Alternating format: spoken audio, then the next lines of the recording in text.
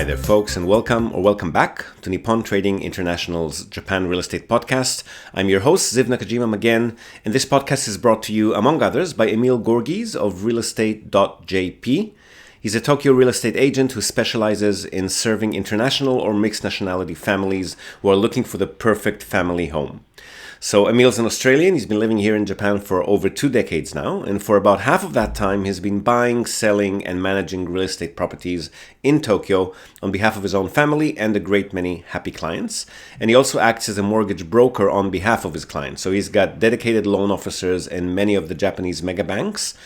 And if you're a regular listener of the podcast, you probably already know him from our JREP, the Japan Real Estate Experts Panel sessions, which means that you're already aware of the fact that the man is an absolute fountain of wisdom on all things related to real estate in Japan, and in particular to family homes, the greater Tokyo metropolitan area, and mortgages. And most importantly, he's incredibly generous with his time and advice, which he's more than happy to provide at no cost or commitment to anyone asking. So if you've been thinking about buying your home in Tokyo, but you've been sitting on the fence for a while, or you just want to have a chat in English with a real expert, drop him a line on sales@realestate.jp. Hit him up today and start exploring your options. All right, so hope you're all as excited as we are for this coming Sunday, 22 October, the second Japan Real Estate Summit in Shibuya, Tokyo. Whether you're coming in person to meet us and the other like-minded folks who will attend face-to-face, network, ask questions, etc. in person, or you're not physically in Tokyo and you're tuning in via streaming, which will also enable you to ask questions and have them answered live on stage, we are thrilled to have you with us. And if there's anyone left here who still hasn't gotten his tickets, what the hell are you waiting for, folks? 5 days left. Stop listening right now. Go to realestate.jp and get your ticket. All right, so for today's episode, this is just me and the JREP ladies again, Tracy and Blanca, and they've been analyzing a short-term stay property project that they've both been working on together, converting a large family home into a guest house. So we talk about everything that goes with that, what license can and should be applied for, minpaku or simple lodging or hotel license, the most advanced one, which lets you rent out individual rooms as opposed to the entire house. We talk about what renovations are required for each type of license and also what types of renovations one should consider to differentiate themselves from the competition. So things like outdoor showers and saunas and game rooms and karaoke setups, pet-friendly properties, and all sorts of other features that makes a short-term stay property really shine and as a result maximize its profitability.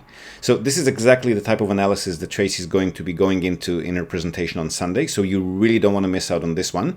She also explains about how to match the right kind of photography to the kind of guest that you're trying to cater to, how different locations and nearby attractions make for different pricing and profitability.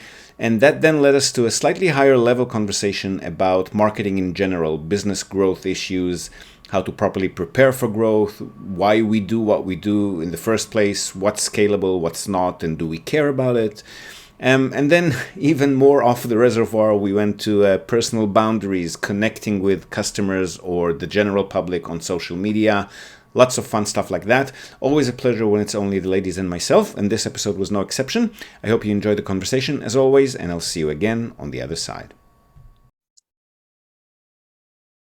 All right. The more beautiful aspect of the Japan Real Estate Expert Panel is in session. Stop it. Stop it. Where Tracy's doing her magic. She's analyzing a short-term stay deal for us. So tell us, what kind of property is this? It's a large house that is being converted into a guest house. So we're not quite sure yet whether it's going to be a license for just renting out the whole house, or whether it'll be as a ryokan, as a hotel, or whether it's going to be a license so that each bedroom is going to be its own room. So there are certain rules about whether it's a simple lodging. So that's the and I don't have the Japanese on me. I'm not Emil. But there's a simple lodging, which is where you rent the whole house as a as a hotel. And then there's the other type, which is where you rent individual rooms. So, and it really just comes down to like the regulations, and it's a case by case, and it's which city you're in. So there's a whole bunch of fun that comes with that. Obviously, having the flexibility of being able to rent each room, and then also rent the whole house as a one-off as well. That any sort of thing where you can have more flexibility is better. So I guess from in terms of flexibility, it goes from like minpaku, which is only 180 days a year, to ryokan, simple lodging, which is the whole house, 365 days, and then the multi-room where you can rent out multiple rooms as 365. I wasn't aware of that. I thought that if you get the hotel license, you can do both. No, there's different rules, and so with the simple lodging, it's sort of, again, it's more like just because I've got a simple lodging one on my property, and it's basically just like minpaku on steroids. So it's just it's what you would probably what some people would say, oh, this is an Airbnb house, but it has a hotel license on it, so you just rent the whole thing, and that has some rules on it based on if it's gas, if it's electric, where are the exit lightings, what's the safety certificate. But then if you have a larger house and you've got multiple rooms, you can get the individual room. So even if there's a shared bathroom, so the rules are you'll need to have a lock on every door, for sure, which is pretty standard. You can have shared bathrooms, but there's got to be so many per floor, based on how many rooms that there are. And this particular deal that we're doing will have actually on-site management. So the actual manager of the property will live in one of the bedrooms and also share the things like the kitchen and the bathroom. And then there's a couple of bathrooms, but it'll be a private, you can lock off that manager side. So their life will be, they'll have a little bit of a separate life from running the hotel. So, I guess that like the old B&B style, or, that we're used to, country UK, for example. And what does so is the property ready as it is, or does it need work? Or no, that's why Blanca is here, because yes, it does need some. It is actually a big old family house. It needs a lot of work because we went for, in general it looks good for the property of the size. It looks reasonably good, but of course right now there are carpets on the floors which are not in a condition at all to be kept. So all the carpets will have to be removed and put in a good flooring. We were discussing the flooring that is actually pet friendly, because in that area it's great to come if you have a pet, and there is definitely not enough pet friendly short-term rentals. So that actually can be one of the niches for the clients as well. So put a pet friendly flooring, then all the wallpaper and the ceilings, they all have to be changed. But when we did the very thorough examination, the bathroom has to be changed completely, and the kitchen as well, because unfortunately it's I think it's also because it has been empty for a while. The humidity did its job, so it's part of the kitchen. It's kind of like expanding, because it's not a real wood, but it's the composite, the kind of, so now it's like expanding, and it's kind of foamy. So there's not a way you can actually salvage that. So considering you are doing it as a minpaku and not your second home, it's actually important to kind of put it in a good condition when the clients are going to be using it. So there is quite a lot of work on the inside, and then outside there are some wishes that the client wants to add, because it's a great location and it has so many outside water outlets that those can be utilized for like the outdoor shower, which is perfect because you go for a bike ride in that area, you are all sweaty, So you just kind of want to, maybe shower a little bit or just, flush yourself, especially if you're also there with the dog. You want an outdoor shower for the dog, so you can kind of spray him off and things. So I mean, there's a lot of things that can be done there, but I'll just interrupt you there, Blanca. When I was talking about the outdoor shower, I was thinking of something a little more sexy, because it, like, you could build something that's really, and like that you could have a little private space outside and make it really really sexy outdoor shower. So yes. Okay. Yeah, you meant that kind of outdoor shower. I was more practical, you see. It just double duty. But if you have it so that you can actually have it private, then and big enough. It's got such a big garden. It's got such a big garden. The space is big enough. So then, depending on where you want to put it, because the side on the one of the sides of the house, it's quite free. There is not much there, and there can be a really nice outdoor shower and outdoor sauna.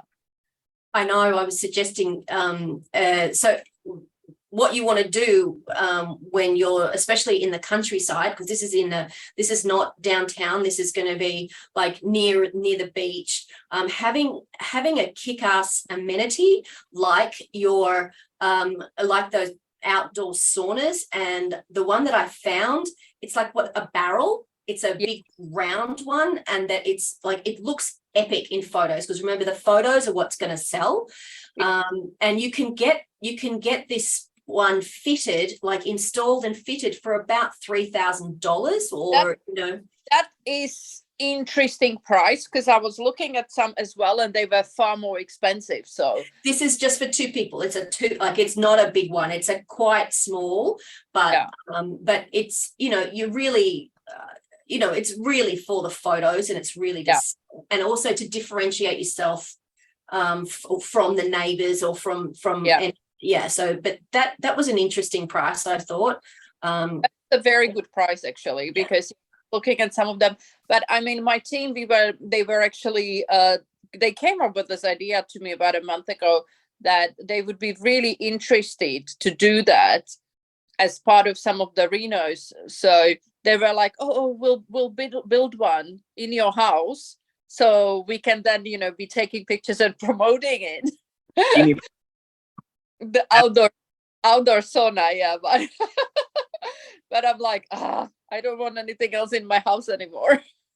That's a point that we actually don't talk about that much. We always talk about the legal aspects and the logistics of management and so forth, but we never actually, I think, spoke in detail about the differences, because obviously when you're going to be catering, I actually just had an email like that from someone today. They're looking at this old shack for $20,000-$30,000 in the countryside, but the location is beautiful. It's near a river. It's got grass. I'm sure people will want to rent it, but no, not as it is. Nobody wants to stay in an old. I mean, some people do, like the people who come to stay with Byron and his wife.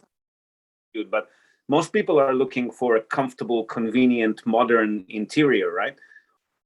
You could make it sort of, what is becoming popular is like, destination accommodation. So if you make it rather than just a place to stay, but make it like I've forgotten my English, like aspirational. So have something that you like go, either differentiate yourself with like amazing interior design, or really niche down and do interior design, or maybe off grid if you want to be very sustainable, because that's a really key demographic. The pet friendly, absolutely. Having this outdoor sauna and outdoor shower. I mean, those are the things that are really gonna, go, I want to go and stay there, even if it's not like right next to the beach or right next to something else. Like having that destination, aspirational destination is really, I think, is the way forward. All of those is that we always say will not actually change the value of your house, so only do them if you're interested in them. But short-term stay, they're irrelevant. Sure. Yeah, but those things, they will convert. If you are doing a rental property, it will convert, because you really need something that people will look at it and go like, okay, this is why I want to stay there, right? Because the competition it's getting really, it's quite big, I would say. So you need to have something. And as Tracy said, if it looks great in the pictures. That's right. And you can really market it to, a certain demographic. I mean, if you are really crunchy and granola and you do like the off-grid or, the sustainability, if that is you and your personality, and that's something that is in your value set, that's something that you can totally market and get money for it, because you'll find other like-minded people, and and when you've got that sort of synergy, that's when the businesses go really well. And you know where to market to, the language to use, the photos to take that's going to appeal to that demographic. So yeah, being very clear about who you're renting to, and just having some really kick-ass amenities that, whether it's a games room, because we're actually talking to this client as well about having a games room. I mean, there's nothing around that has a games room. In America, the short-term rentals, they've all got games rooms, or they've converted a garage into a games room, or they've got the pool or whatever. So it's here in Japan, the short-term rentals are still fairly generic. Yeah. But it's the market's going to mature, and the ones that you can command that high price for are going to have something that photographs really well and that people want to take. Like putting a games room in isn't actually that hard. It doesn't cost a lot of money. It's just using your imagination and having the guts to go and do it. For this particular client, I would say it's going to cost a little money, because where we want to position the games room, it has to be fixed up a lot, and then also the walls over there have to be enforced. Yeah. So basically it's almost like building a new room, because if you got it, when we got what it's there now, it's pretty flimsy. Yeah, it's pretty flimsy what's there now. It is flimsy. So to enforce it, it will cost money, but then it can be. It will pay for itself. It will exactly pay because for itself. if you are already building the new walls, you can easily soundproof them. So once you soundproof them, you put in karaoke, and after the kids finish playing and they go sleep, the adults can have a lot of fun. And so what I do is I help people figure out, well, if I put in this amenity, how much does it cost, and how long will it take, or how much can I put up my nightly rate? And so how long will it take me to pay off this? And I usually fairly conservative on that, on that piece, because you don't want to overpromise and underdeliver. But you can say, look, this amenity here, you could probably charge an extra 1,000 yen a night, 2,000 yen a night, and that's gonna pay itself off in however many months. Especially because I can tell you that a foreign clients will look at this as a big plus. Maybe not a Japanese clients, but foreign clients, they will consider that to be a big plus, because they are all looking for a place to have the kids, kind of on their own. They know that they are noisy. We are right now fixing up one of the skiing condos, and we are actually adding an extra room, building a room from scratch, from where right now is nothing, just beams. We are building a new game room there, because the client is like, listen, we are usually here at least 2 to 3 families with children. Mm-hmm. We don't want the kids to be downstairs with us when, us adults are watching telly, or we are, drinking, having conversation. We want them upstairs with their, PlayStation or whatever, in that room. So we are building an extra room. This particular client is willing to spend almost 2 million yen on the room alone, just to have the new room. So they can get basically rid of the kids. But it's a very, very good investment, because when you think about it, if you have families, if you want to appeal to families, they need to know that, okay, the kids will have a good place where to spend time, because if kids are not entertained, the parents are not happy. But you can also adapt, have a hybrid games room, and to really appeal to a Japanese audience as well, by just adding in a karaoke feature. Right? That's what because that's why I've mentioned the karaoke. But what I'm saying, like maybe Japanese clients are not that particular about having a games room. I don't know if they are really, if that is something that they are really looking for to, but I think that foreigners, they definitely are. Sure. It depends on the age group. I think groups of like millennial Japanese will certainly be interested in a games room, karaoke, you know, yeah. But families, you know, slightly older foreigner families. So yeah, you can have multiple guest avatars that you're marketing to, and just with some slight tweaks, really sort of hit the pleasure point or the pain point of your guest, and to convert, because it's what you got to do. There's so much competition that you want to be, you know, grabbing them and like making that conversion happen. Yeah, you want to tick as many boxes as possible. So yes. So I think that's really good. So like we're doing that, and then, you know, if they can add a little workout room there as well, I find that to be always really helpful. I'm kind of, even when we travel, I always like, not that we particularly always end up using it, but like having an option to go to gym is always a good option. If it's just because we even have few machines behind our house, just for us, like, okay, if I have 15 minutes in the morning, I can go and, you know, do a short workout. So it's always good to have that option for clients. And this one, the property has the space, so there's a lot. And then, you know, at a barbecue and you're golden.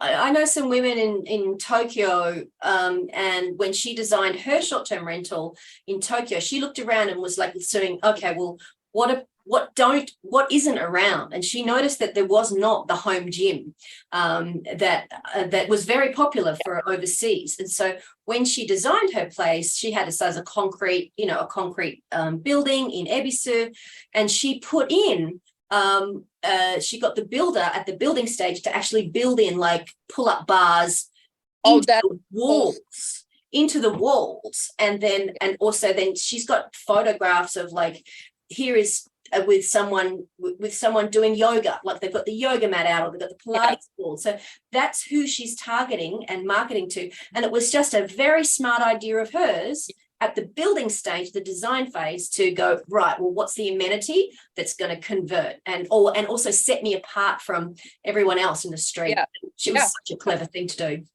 Yeah, well, this place has a nice space outside, so a lot of like outdoor activities can be done there. So I would definitely not be worried about that. So at the end of the day, it all boils down to budget. Yeah, and I've told this. So this is the same client that Blanca and I are working together on, and I've told this client that there are also ways that they can add additional money by maybe having a few like e-bikes to rent, or having, being able to offer a pickup service to the beach and back if someone doesn't have a car. So there's a couple of ways to add additional revenue streams on top of their nightly rate. But during the summer is where they're going to really rake in the money. So the pets, being pet friendly, they can charge additional money for being pet friendly, and have an additional deposit for being pet friendly, for damage and things, and then as well some of these extra items. So the games room, they're going to have to offer that for free. They're not going to be able to charge extra for it, but they will charge an additional, like a premium overnight rate. Really, it's a great location.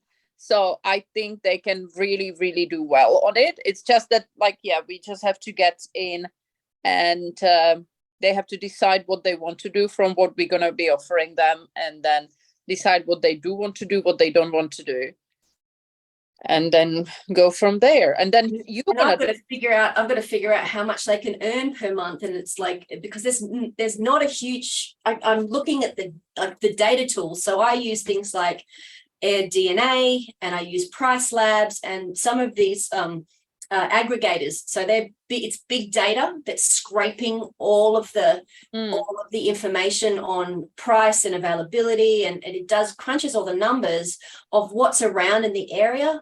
But because there's not a huge number of short-term rentals in the area, I'm really going on a limited data stack and then having to put my own magic on top of it to go, you know what, even though the data is not showing this, if you get these amenities and you're marketing it to this particular demographic, then I think, don't want to put my reputation on the line, I think that you're going to be charging this amount of money. And so this is the amount that you can cash flow out afterwards. So I guess you can estimate based on distance from popular attractions, right? Like if this particular neighborhood is that distance to Tokyo Tower, for example, then it's probably going to be similar to that neighborhood, right?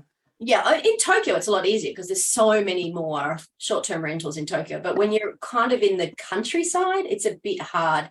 And it's a bit of like, you've got to hold your nose and jump, really. And but the thing is, these are clients who are investing money. So it's like they're really relying on my like professional opinion. So I've got to temper that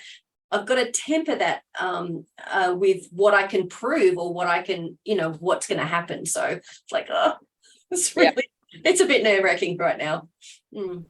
We interrupt this broadcast to tell you about Tokyo Family Stays. They're a short-term rentals company in Tokyo, and they offer a home away from home experience, which is just perfect for remote working, quarantining, if that's still a thing, or if you just need somewhere quiet to get away from the world. They offer a variety of options for families, corporate relocations, or even if you're simply transitioning between homes in Tokyo. The properties are super comfortable, tastefully furnished, fully equipped with all amenities, and they accommodate up to 10 people. So really the only thing you'll need to bring with you is your toothbrush and maybe a change of clothes.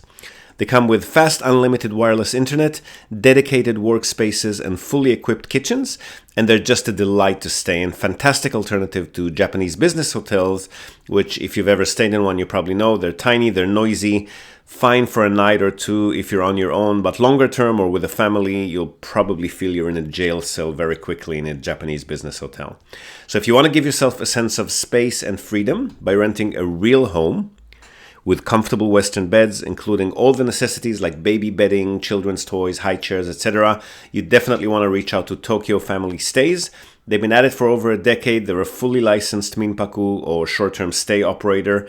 And as a special bonus for our viewers and listeners, they're also throwing in a breakfast basket upon arrival for anyone who books and mentions the Japan Real Estate Podcast or NTI.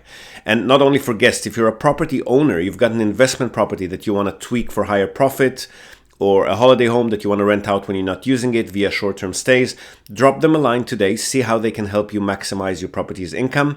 And again, as a special bonus to our viewers and listeners, they're also offering a free audit of your existing short-term stay listings without any obligation whatsoever. So feel free to reach out to them at tokyofamilystays.com. Well worth a visit. And again, if you're in the market for a family home in or around the Tokyo metropolitan area, Emil's your man. Don't be shy to reach out to him as well at sales@realestate.jp. And now, back to the podcast. Yeah, it is. But, at the end of the day, it's the investment at the beginning is always really big. Yeah. And then they know what the thing is, they know what they're doing. And I think,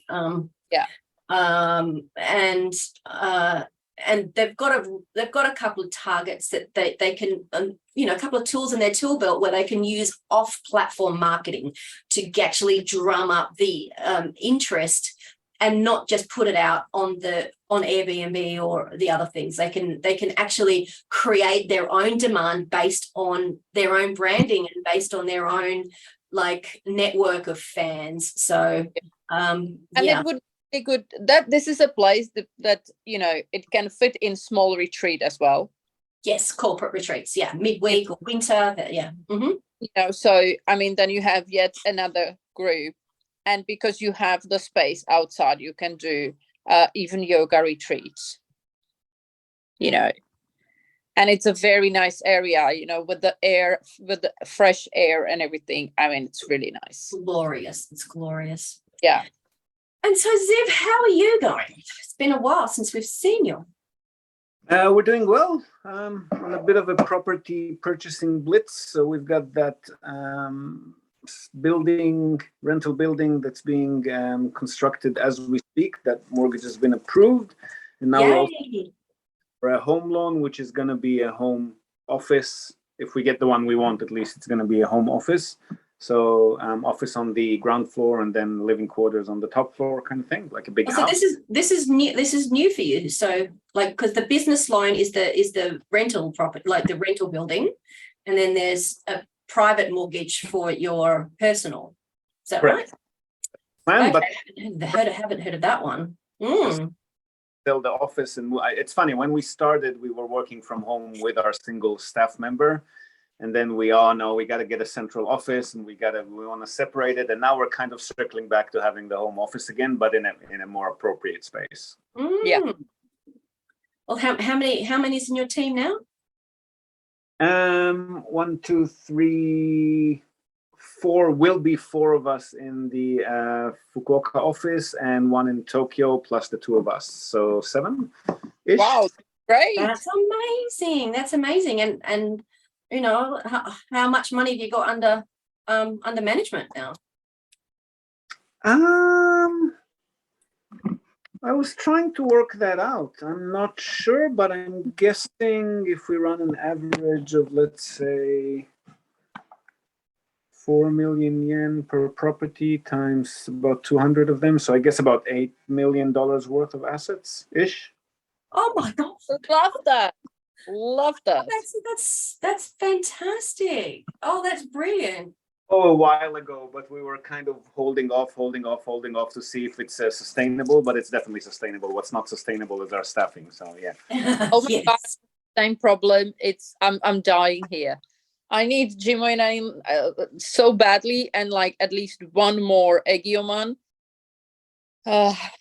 It's We're bookkeeping now just because we've already cycled through 2 or 3 bookkeepers, and that's the most heavy in training heavy aspect of our work, is to train the bookkeeper to do bookkeeping for like 200 customers or whatever the case may be. Exactly. Yeah, that's hard for you because you're holding other people's cash, which is critical, which you've got to be auditable, right? Yeah. Mm.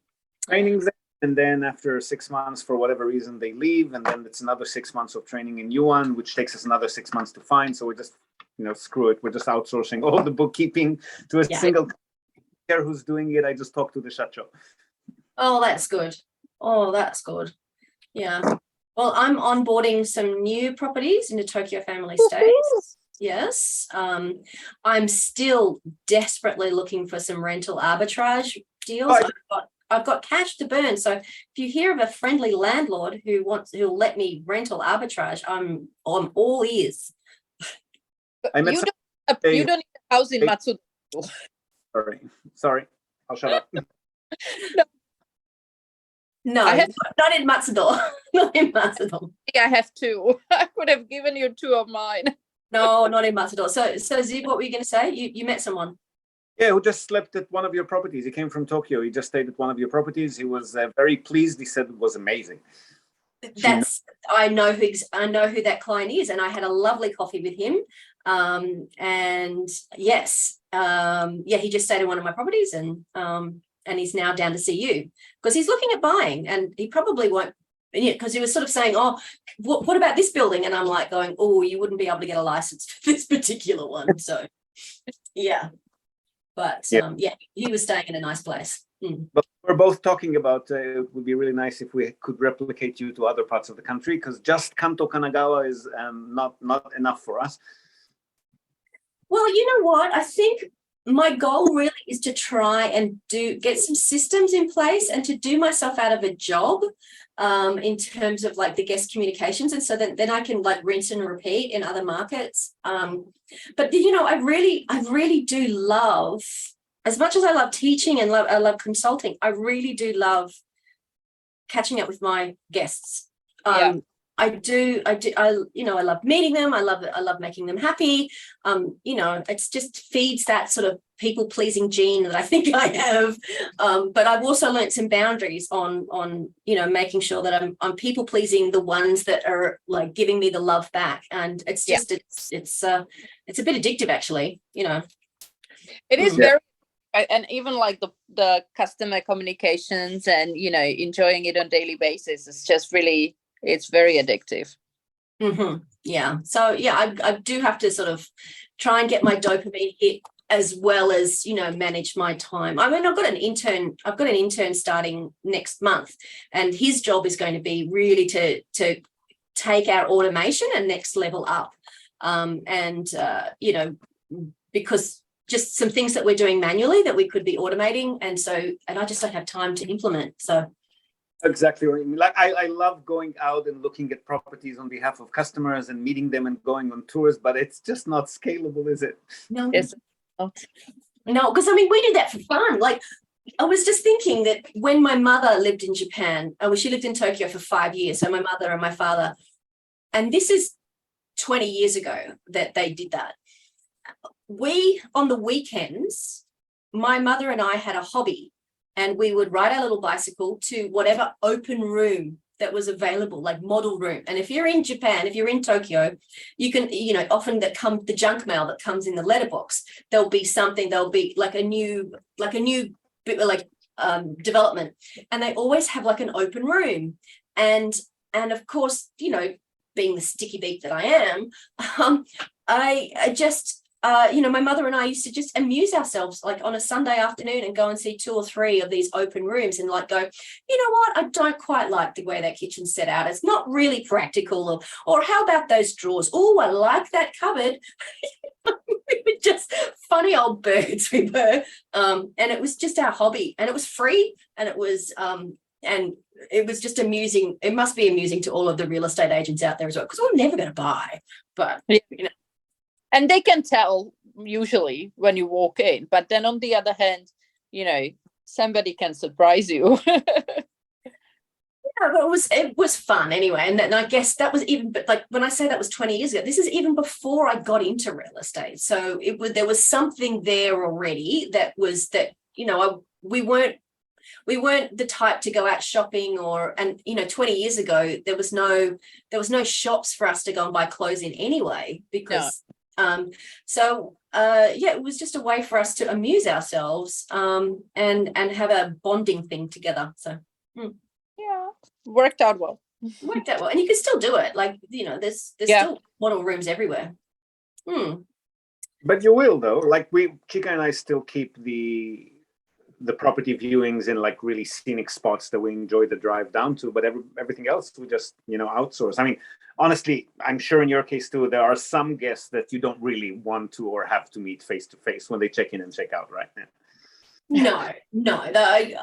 Well, someone from my company meets every guest, 100%. Yeah.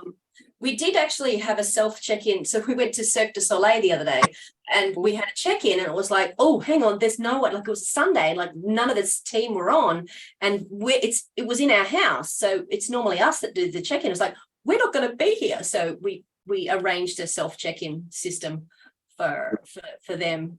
So that was quite funny. You're still on with all your renovations, Blanca? Are you still involved in every project? Yes. More, I would say at this point more than I actually thought I will be, because as I mentioned, I'm short staffed. I need people in the office. I need people for the work, and like Kantoku to kind of observe and inspect and check on the workers and stuff. And because we are short staffed, so I basically took on I'm the sole salesperson for the job right now. I get all the jobs, and then my guy just kind of then he works on the quotations, and then he supervises as well.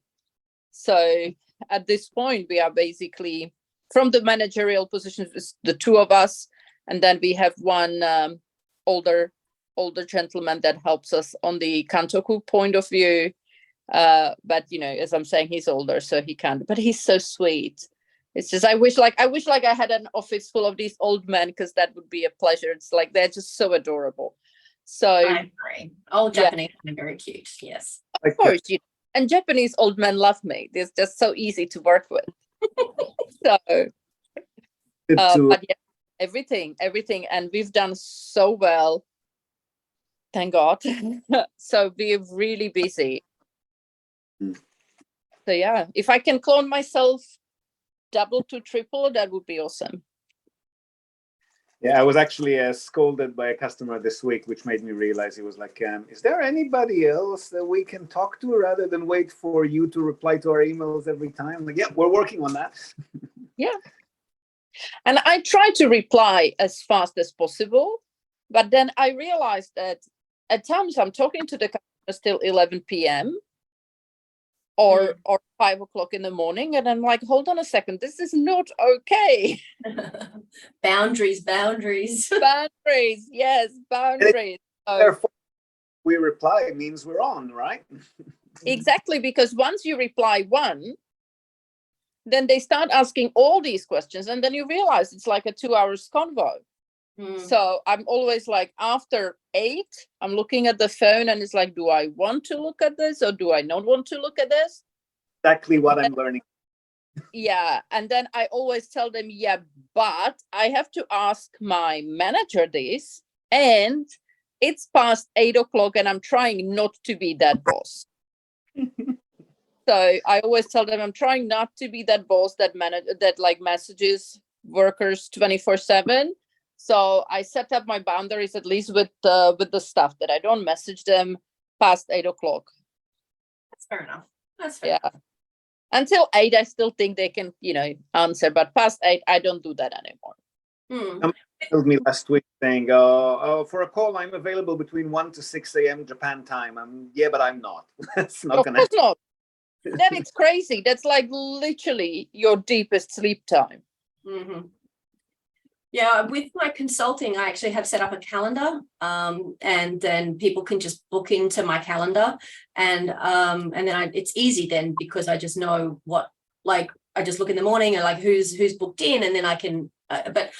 My calendar is only open from certain times, and because there's a lot of people from different time zones, I try to have like, there's 1 or 2 days a week where it's like really early morning or late evening, so that there are some options. But having from 1 to 5, every day is just nuts when you're running a global business. So no, it's difficult because we all have like something around the world. But, it's different if it's like once in 2 weeks or once a month. But when it comes every evening, I'm like, no.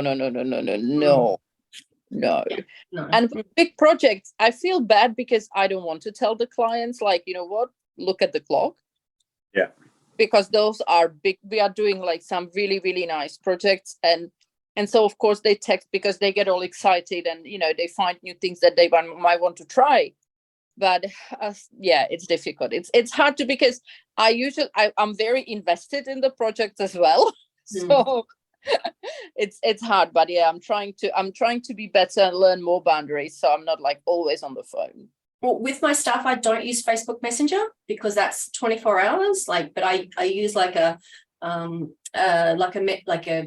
team, like a project team management thing, and then they can log, like, it's all there, the threads are all there, and then they can log in at that when they're at their convenience. So we use that. It's quite good. What do you use? That works well for us. Tracy, what do you use? I use Basecamp, but any of those. So any of those, like Slack or Monday or Trello, any of those things. Okay. Work really Trello. well. Oh yeah. Project management, but I don't, people's private like texts and people's private Facebook Messenger, I don't use for work at all. I don't staff on my Facebook. Sorry, I'm not friends with people from work on Facebook. I tried that. Started, can't do it anymore. They just add me and it's rude not to. So. I don't add them. I don't even have any clients, I think, on my Facebook. Like, because because we have quite a busy life, and I don't want them to think that because I traveled means I'm not working. Mm-hmm.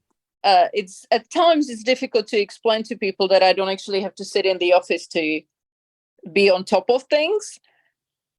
So I just always tell everybody, listen, you want to connect on a business level, that we can do LinkedIn, or in Japan, Line is very popular. So we can create a Line group. Mm-hmm. but I don't allow them on my Facebook. I love Facebook. That's why I don't allow them, because I actually share on Facebook. So as you know. Yes, I do. Yes, I do. Yes.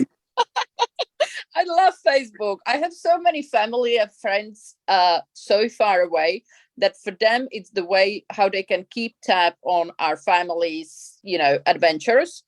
Mm-hmm.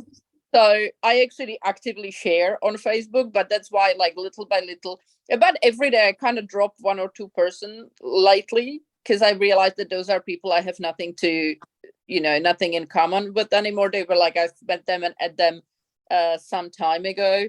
So I would not say every day, but every now and then I kind of, especially on people's birthday, I'm the worst person.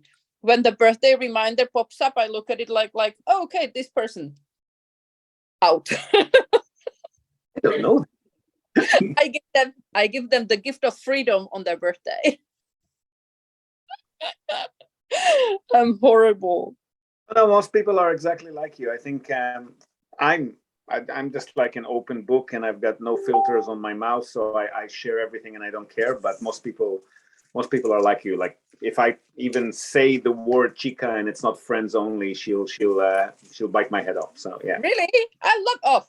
Listen, I've told everybody, if you take picture with me, you should count that most probably, if I had a good time with you, it's gonna end up there, because I appreciate that, and I always, that's what it is. You know what? I share my life.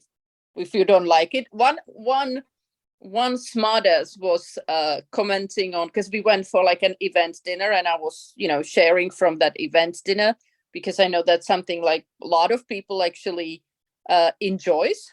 So I've shared a post from that event dinner, and the guy was like, oh, it's all good.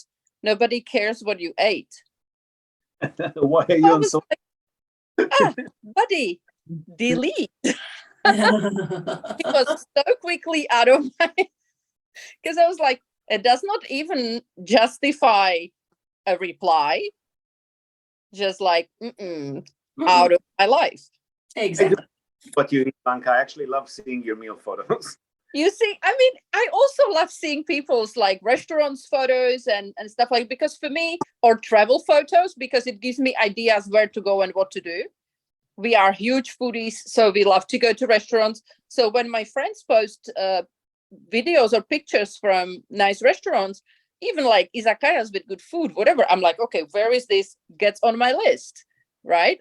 So, or with travels, I see, oh, great beach. I can see myself there. Yeah. So immediately, where is this? I bookmark it, and next time I'm planning a travel, I know where to go. So because I actually believe in like my friends' recommendations far more than any other. So I love seeing social proof. Absolutely. So I love seeing that on people's feed. So if somebody has a problem with that on my feed, then I'm sorry, they don't belong there. Yeah. Unfriend. Yep. Yes. It was very quick. It was brief. It was very brief friendship. I've added him because he closed his professional page. It was one of the possible contractors, and oh, we lost her. Oh, we lost her. Okay, she's gone away. So today, I've actually been speaking today at a university. That's why I have a washed face and lipstick on.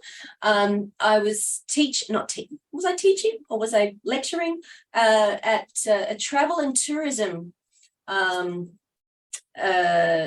university. So they're like second year university students, all very young and fresh faced. They're all doing travel and tourism, and I gave them a cut down version of the talk that I gave at our seminar last February.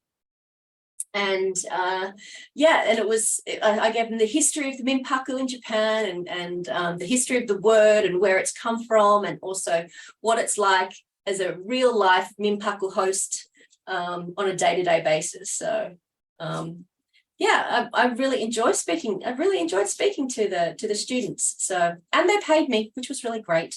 So I'm open to more of that. So I ask, is it turning into a permanent gig or? Oh no, it was like a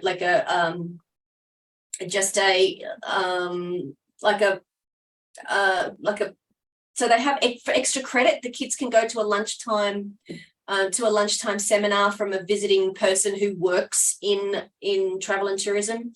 And so, today it was me, maybe next month it'll be someone who runs a food tour, or maybe next month it might be someone who runs a luxury tour company. So just so that these kids can see what, real life working people.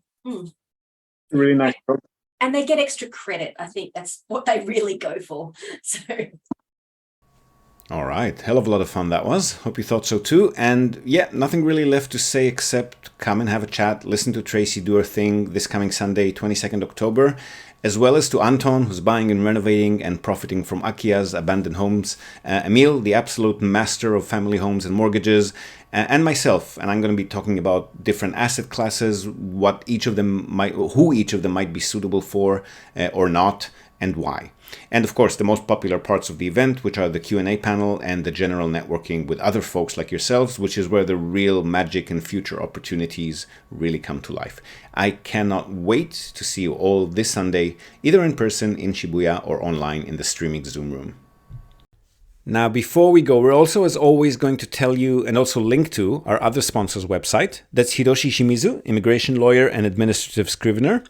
If you're thinking about moving here on a more permanent basis, or you're already in Japan on some sort of a temporary visa and you want to switch to a longer term or permanent one, or if you're considering setting up a local company or a branch office of a foreign company and you've got any sort of business or visa related inquiries, or even if you just want to find out what your options are on any of these topics, feel free to contact Hiroshi Shimizu. You can find him at japanimmigrationexperts.com. And he can help you set up a company, apply for any kind of visa, or just provide you with the best advice and extremely affordable consultation related to these topics. And he's already done that for many of our listeners. So feel free to reach out to him. Again, that's japanimmigrationexperts.com, and you'll be well on your way. And that's it from us for today, folks. Hope you've enjoyed this episode of the Japan Real Estate Podcast. Do share it with your networks, and please let us know what you think. So leave us a short rating or review on the iTunes Store, on Spotify, or just drop us a line in the comment section or wherever you might have found this episode. We love hearing from you. Hope to have you with us again next time, and until then, have a great day or night ahead. Yoroshiku.